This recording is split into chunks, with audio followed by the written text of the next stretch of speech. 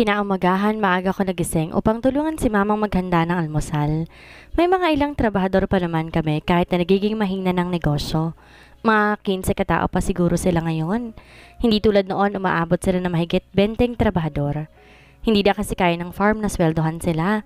Ang mga ilang natira sa trabahador namin ay yung mga taong matindi talaga ang pangangailangan. Ngunit kung darating man muli na maging malakas ang farm, ipapasok muli ni Papa at Mama ang mga natanggal na empleyado. Hindi man to ginusto ng mga magulang ko, ngunit wala na silang magagawa pa. Ako na po ang magdadala niyan sa farm.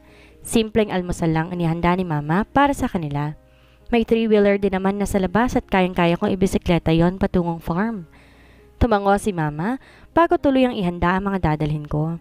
Marami pa kasing gagawin si Mama bago tutuluyang tumungo ng farm. Susunod na lang ako sa'yo. Tatapusin ko muna listahan ngayong umaga. Tumango ako. Inabot na sa akin ni Mama ang 2 basket. Kinuha ko yun at madali lang nagpaalam. Mabilis na sinakay ko yun sa three-wheeler na gagamitin.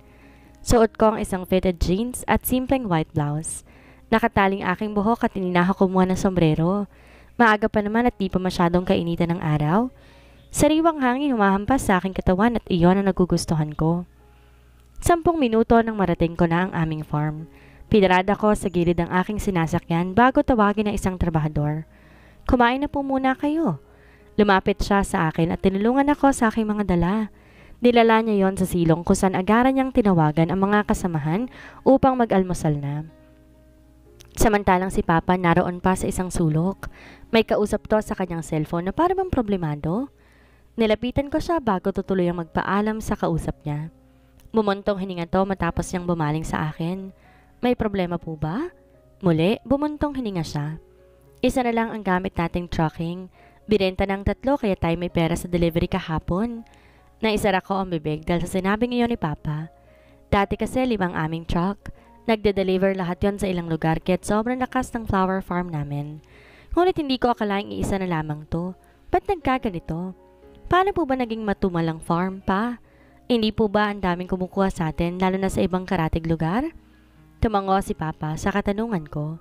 Marakas ang farm natin dati nung wala pang kakompetensya. Pero nung huling taon may nagpapatayong farm sa Bataan. Doon halos lumipat ang ilang lugar na kumukuha sa atin. Ngayong taon masyadong pumatok yon kung kahit na pag-iiwanang laos ang farm natin. Nakagat ko ang pang-ibabang labi bago mag-iwas ang tingin. Tiyak na malaking problema to kung magpapatuloy na mahina ang flower farm. Ano pong balak ninyo? Masyadong mahina kung isang trucking lang ang meron tayo, baka hindi kayanin. Nagbabase yan ng tingin. Magbabawas muli ako ng tao. Po? Nasabi ko na sa kanila. Sumang-ayon ng iba dahil alam nilang nalulugi na tayo. Hindi na nga natin kakayanin kung magpapasahod pa tayo ng maraming trabahador. Napahilamos ako sa sariling mukha. Kaya pala medyo matamlay ang mukha ng mga trabahador. Yun na pala ang naging desisyon ni Papa. Ayoko sanang mangyari ang bagay na to, ngunit walang pagpipilian ng pamilya ko, kundi iligtas ang papalubog na naming negosyo. Ilang minuto pa ang tinagal ko sa farm.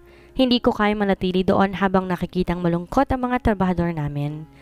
Halos ilang taon na silang naninilbihan sa amin at sobrang nakakalungkot kung unti-unti silang nababawasan. Nawala ng sigla ng farm. Ang mga dating dumadayo dito iilan na lamang. Mabibilang mo na yan at halos hindi pa sila satisfied sa kanilang nakikita. Pagka-uwi ng bahay, tinabi ko na ang ginamit na three-wheeler bago dumiretso sa kusina. Alam kong naroon pa rin si Mama at may inaasikasong listahan. Hindi ko nga lang alam yon kumpara sa mga ginagawa niya. Pero nang makita niya akong pumasok, nagmadali itong iligpit ng mga papel na nasa mesa. Medyo nagtaka ako sa kinilos niya. Tumayo rin to at mabilis pinaloob ang mga pinagsulatan niya sa kanyang bag bago ngumiti ng pilit sa akin. Nakabalik ka na pala, anak. Lumapit ako ng tuluyan kay Mama bago tingnan ang bag nito. Ano po ang inyong ginagawa? Bakit po niyo itinago? Ah, yun ba? Natapos ko na kasi, maliligo na ako. Ikaw na lang magpakain sa lola mo pag nagising na to. Wala sa sariling napatango ako. Medyo curious talaga ako at hindi kumbinsido sa sinabi ng Mama. Parang may mali. Tila ba may itinatago sila na hindi nila nais ipaalam sa akin. Ngunit nirespeto ko ang bagay na yon. Hinayaan kong lumabas si Mama bago ko gumawa ng gatas para kay Lola. 7:00 pasado na. Kadalasan kasi ganitong oras gumigising si Lola. Napapahaba na ang tulog niya di tulad ng mga panahong hindi pa siya nasa stroke. Ngunit hindi pa man ako nakakalabas ng kusina, muling pumasok ang mama upang lapitan ako. Nagtataka ako kung ba't parang balisa siya bigla kaya kinabahan ako. May dumating na sasakyan sa labas. Nangunot ang noo ko sa sinabi ni mama. Si Asher. Doon na tuluyang bumilis ang tibok ng puso ko. Lalo nagrambulan nang marinig ang tinig niyang tumatawag sa labas ng bahay. Tao po? Boses yon ni Asher na siyang naging dahilan upang di na ako makagalaw sa kinatatayuan ko. Bumuntong hininga si mama hanggang sa siya nang lumabas upang salubungin si Asher. Hindi ko alam kung paano sinalubong ni mama si Asher, ngunit pasimple akong sumilip sa pinto upang makita ang nangyayari. Natigilan muli ako na makita nang nakaupo si Asher sa sala. Nakatalikod to sa akin habang na may kamaman ang paningin niya. Di ko man makita ang harapan nito, kontento na akong nasisilayan ang likuran niya. Ngumiti si mama nung itanong ni Asher kung narito ba ako, ngunit kalaunan umiling si mama na siyang pinagpapasalamat ko. Maagang umalis si Winnie, iho. May nilakad siya, bakit ba? Magkakrus ang kamay ni Asher habang nagsasalita si mama. Bumuntong hininga siya bago sagutin ang tanong ni mama. Gusto ko lang po sanang makausap ang anak ninyo, kahit saglit lang sana. Kung pwede po sabihin ninyo kung nasaan siya. Natigilan si mama sa pakiusap na yun ni Asher. Maging ako ay parang may nagharang bato sa lalamunan ko. Kaya hirap huminga lalo pat naririnig mong nakikiusap siya na makita ko. Hindi ko alam kung saan siya pumunta kanina pero tatawagan kong anak ko. Sasabihin ko siya naghihintay ka dito. Pwede ba yon? Mabilis tumango si Asher. Maghihintay po ako. Kahit anong oras basta kung magkausap lang kami. Tumango si mama bago sa pilitang umiti kay Asher. Doon na rin to lumakad patungo sa kinaroroonan ko. Umatras ako habang paikot-ikot sa kusina. Sabok ko ang aking noo dahil hindi na kami po pwedeng magkausap pa ni Asher. Anak? Nalingon ko si mama nang marinig ang boses nito. Umaling agad ako kahit wala pa naman siyang sinasabi. Hindi na po pwede ma. Ani kong panimula. Kung magkakausap po muna kami, hindi na yan titigil. Magiging madalas ng pagpunta niyan dito. Bakit hindi mo muna siya kausapin? Nakakaawa naman siya kahit saglit lang. Muli, umiling ako. Hindi na ma. Hindi na kailangan. Pag ginawa ko yun, masasayang lang lahat ng sakripisyo ko. Tapos na po kami at wala nang dapat pag-usapan pa dahil hindi kami po pwede. Bumuntong hininga si mama sa sinabi ko. Kung magpapakita ko, hindi yan titigil. Natitiyak kong pag-uugali ni Asher. At kung mangyari man ang bagay na yon, siguradong malalaman yun muli ni Mrs. Saavedra at gagawa tong muli ng hakbang para puntiryahin kami. Sasabihin ko ba, hindi kita matawagan? Tumango ako. Sabihin nyo, hindi ma-reach ang cellphone ko. Sorry ma, ayoko na pong paasahin si Asher. Tama na po yung una. Masyado na kaming nasasaktan. Tumango si mama bago bumuntong hininga. Kukumbinsihin ko siya. Pasensya na. Masyado lang ako nadadala sa bata. Naaawa ako sa sitwasyon niya. Kitang-kita kong mahal ka ng binata. Hindi ako sumagot. Nag-iwas lang ng tingin dahil alam kong anumang oras bibigay din ako. Ngunit hindi na. Hindi na maaari dahil malalagay lang sa komplikadong sitwasyon ng lahat. Lalabas na ako. Tumango na lang ako at tuluyang lumabas si mama. Di ko alam kung paano niya kinausap si Asher at paano sinabi na hindi niya ako matawagan. Basta sa huling silip ko sa pinto, nagpapaalam na to kay mama. Pasensya na po sa istorbo. Akala ko maabutan ko ngayon si Winnie but she's not here. I just want to talk to her. Naguguluhan lang kasi ako but I think this is my last visit here. Gusto ko po magpasalamat sa inyo. You accept me as your daughter's boyfriend. Hindi ko po makakalimutan ang kabaitan ninyo. Ngumiti si mama bago tapikin ang balikat ni Asyong. Niyakap din to na para bang pinapatatag ang buong sistema ni Asher. Alam ko magiging maayos ka, iho. Huwag mong isiping ginawa ng anak ko to para lang sa sarili niya, kundi para sa iyo din, para sa ating lahat, para sa ikatatahimik natin. Naging masaya kaming magkasama ka. Alam ko minahal mong aking anak at nagpapasalamat din ako sa iyo. Tumango si Asher. Hindi ko makita kung anong ekspresyon ito. Ngunit nais kong alamin yon, ngunit nag-aalinlangan ako. Hanggang tuluyan siyang lumabas nang di ko man lang nasisilayan ang kanyang mukha. Bumagsak ang magkabilang balikat ko. Kinagat kong pang ibabang labi bago bumuntong hininga. Di rin ako nagtagal sa kusina dahil lumabas ako upang puntahan si mama. Umiling to na makalapit ako. Nakaalis na siya, anak. Mabigat ang aking loob dahil sa sinabi ng mama. Humakbang ako palabas upang tanawin ang sasakyan niya na tuluyang nakalayo sa harap ng aming bahay. Masakit sa parte kong Habang inaabot ko ng tingin ng paglayo niya, wala ako sa sarili ng muli maglakad pabalik. Ngunit natigilan din ako sa paglalakad nang may pares ng sapatos akong makita sa harapan ko. Pag-angat ko ng tingin, mukha ni Asher ang siyang bumungad sa akin. Hindi mapangalanan ng dalaga ang kanyang nararamdaman ngayon. Hindi nito inaasahang makikita pa rin niya ang binata sa kabila ng paglisan nitong sinasakyan niya. Buong akala nito ay tuluyang lumisan na ang binata. Hindi niya na to napaghandaan kaya't ang mga mata niya nagiging balisa habang diretsong nakatingin sa kanya si Asher. My instinct is right. You're really here. Naisara ni Winnie ang bibig dahil sa naita mong gulat. Hindi rin to makakalap ng sasabihin dahil tila ba umatras ang dila niya sa gulat. Why are you hiding yourself, Winnie? Ganun mo ba talaga ako kaayaw makausap? Bumuntong hininga ang dalaga. Kalaunay nag-iwas na ng tingin bago basain ang kanyang labi. Ano pa ba ang kailangan natin pag-usapan, Asher?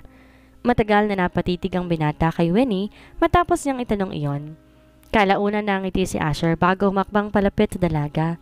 Ngunit umatras ng si Winnie dahilan para magkaroon muli ng distansya sa pagitan nila. Namiss kong tinatawag mo ako sa pangalang yan, pati ikaw. Muli, napaiwas na lang ng tingin si Winnie. Tungkol saan bang sasabihin mo at naririto ka? Di na nagpaligoy-ligoy pa ang dalaga. Nais na niyang wakasan ang lahat ng kung ano man na meron sila. Masyado lang silang nadala ng emosyon kanina kung kaya napalabas to ng bahay nang wala sa oras. Bakit mo ba minamadali ang lahat? Hindi ba muna po pwedeng patuloyin mo muli ako sa loob ng bahay at doon tayo mag-usap? Mariing umiling ang dalaga. Masyado ako maraming gagawin.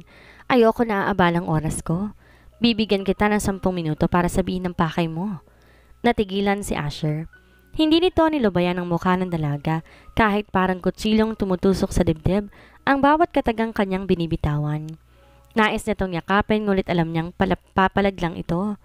Nais dumuhod, magmakaawa na muli, bumalik ang dalaga sa piling niya. I just want to know the truth. About the buyer of Lola Perla's house? Nangunot ang noon ni Winnie sa tanong ng iyon, ngunit walang balak pa siyang itago ang totoo. Wala rin siyang mapapala. Ang mommy mo, ang buyer ng bahay. Akala niya iba ang kanyang maririnig. Iniisip na di totoo ang sinabi ng mommy niya, ngunit ngayon tila ba binagsakan siya ng kawalang pag-asa. Bakit si mommy pa?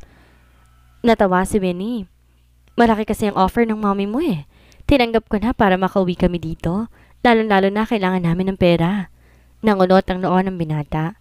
Why don't you tell me about that, Winnie? Matutulungan naman kita. Matutulungan? Ngumisi ang dalaga. Ni kotse nga wala ka.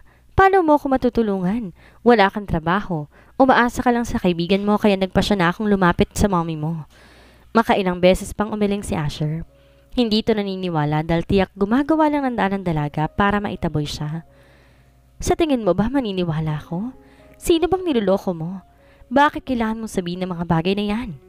Napapikit si Winnie at naghilamos ng sariling mukha. Ba't bang kulit mo? Nakakainis ka na. Yun naman talagang totoo eh. Tinanggap ko ang alok na pera kapalit ng paglayo ko. Ibang usapan ng bahay. Nagsisinungaling ka. Ginagawa mo lang yan para umalis na ako? Ano ngayon?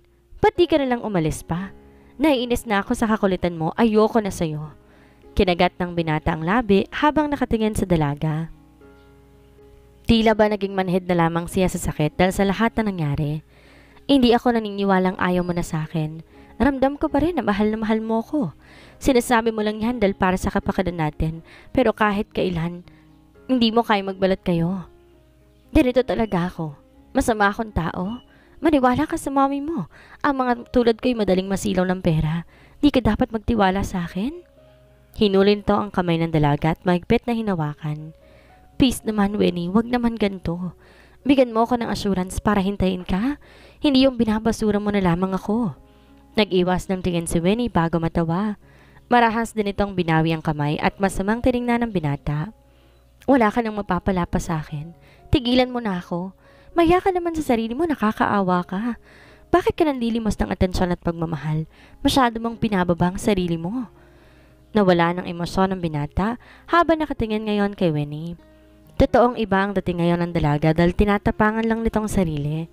Di niya nais maging marahas kay Asher pero wala tong magagawang iba kundi pagsalitaan siya na masasakit.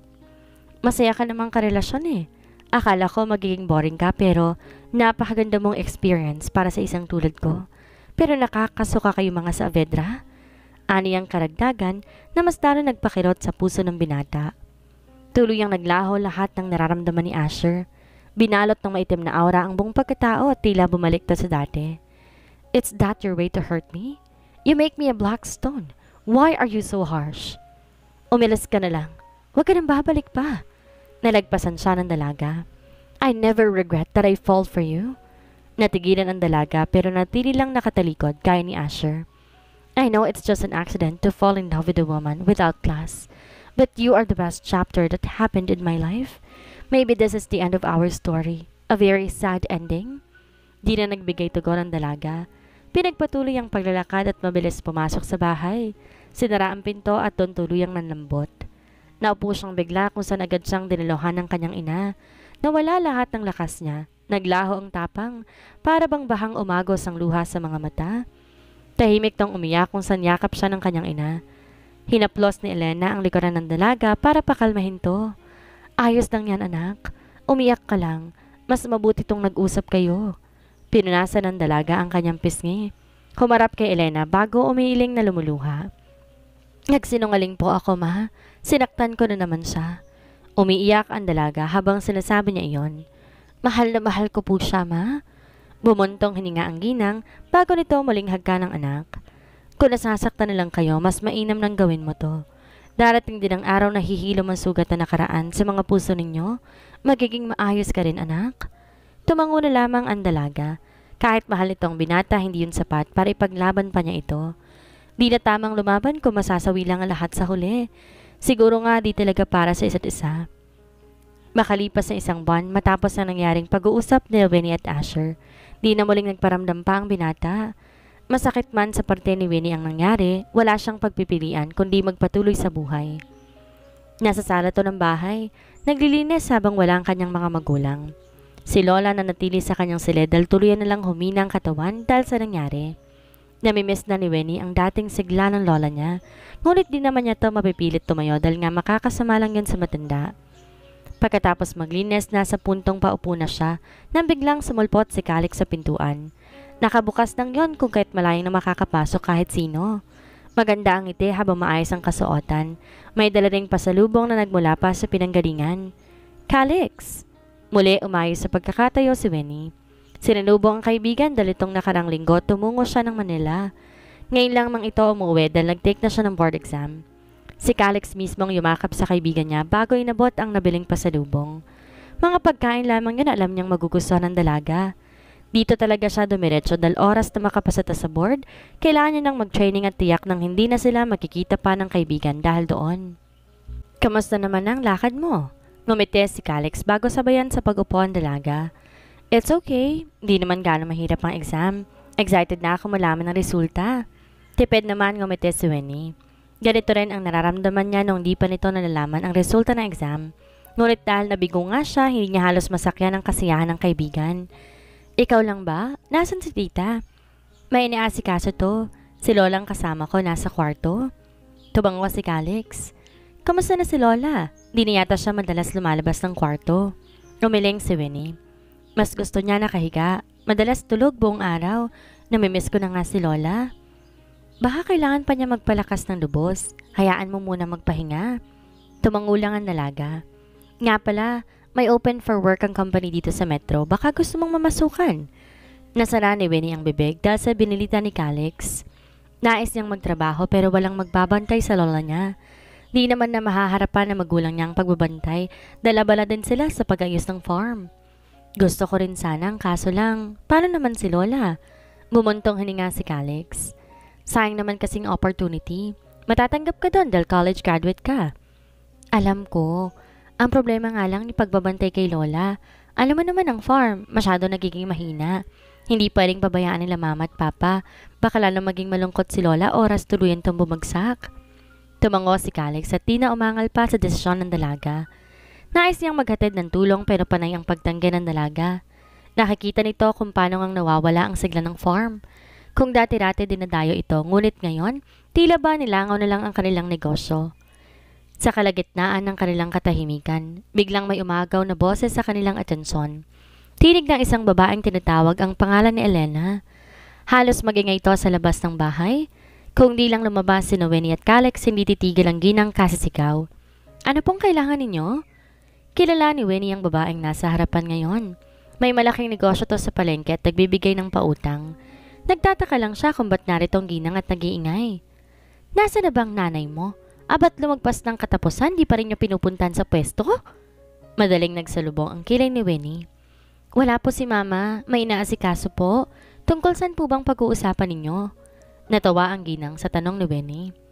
Wala ka bang alam? Halos 1 taon nang may utang sa akin sa Elena. Ang laki-laki ng interes dahil madalas nahuhuli sa pagbabayad. At itong katapusan, dapat maghuhulog sa akin ng 20% ng utang niya. Ngunit hindi nga niya ako sinipot. Natigilan si Winnie dahil sa narinig. Hindi nito alam na may pinagkakautangan palang mama niya. Wala naman tong nababanggit kahit ano. Di niya inaasang may taong lulusob dito para lang maningil ng utang. Hindi na pwede tong ginagawa ng nanay mo. Pinagbibigyan ko siya pero masyado siyang abusado. Huwag niyang hahayang umapa kami sa barangay para lang magbayad siya. Hindi halos malawan ni Winnie kung paano pakakalmahin ang ginang.